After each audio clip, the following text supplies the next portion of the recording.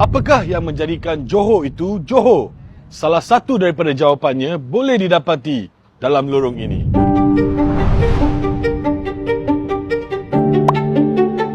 Di tengah-tengah Johor Bahru ada sebuah lorong yang bukan sekadar laluan. Ia adalah cermin, mencerminkan akal kita dan identiti kita sebagai rakyat Johor.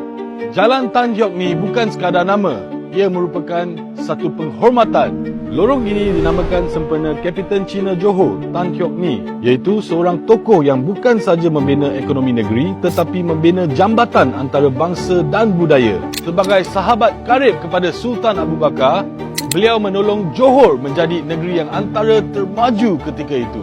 Melalui perdagangan gambir dan lada hitam, dua komoditi yang meletakkan Johor di peta dunia.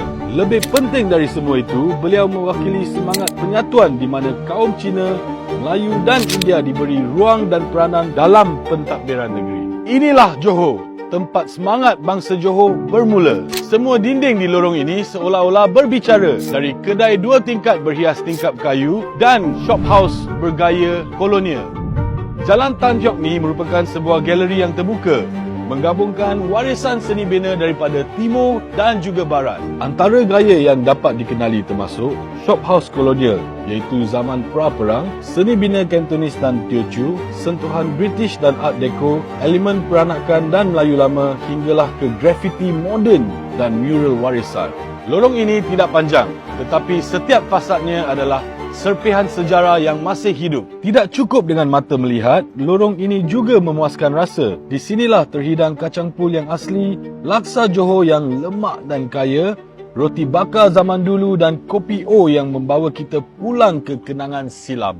Dan di sinilah legasi makanan segera tempatan bermula.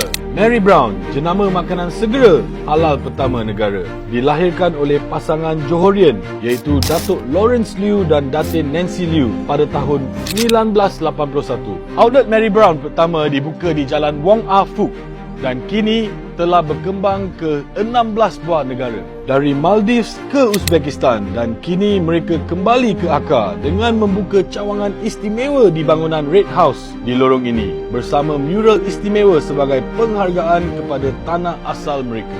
Jalan Tan Hiok Ni ini mungkin sempit di peta tapi luas dalam maknanya. Ia bukan sekadar lorong tetapi lembaran sejarah yang mencatat usaha pengorbanan dan mimpi anak bangsa. Daripada tokoh ekonomi ke seni bina berlapis budaya hingga ke ayam goreng yang menjelajah dunia, semuanya bermula di sini. Dan mungkin cerita besar seterusnya juga sedang menunggu di lorong kecil seperti ini. Kenal asal-usul, kuatkan jati diri dan jom follow man.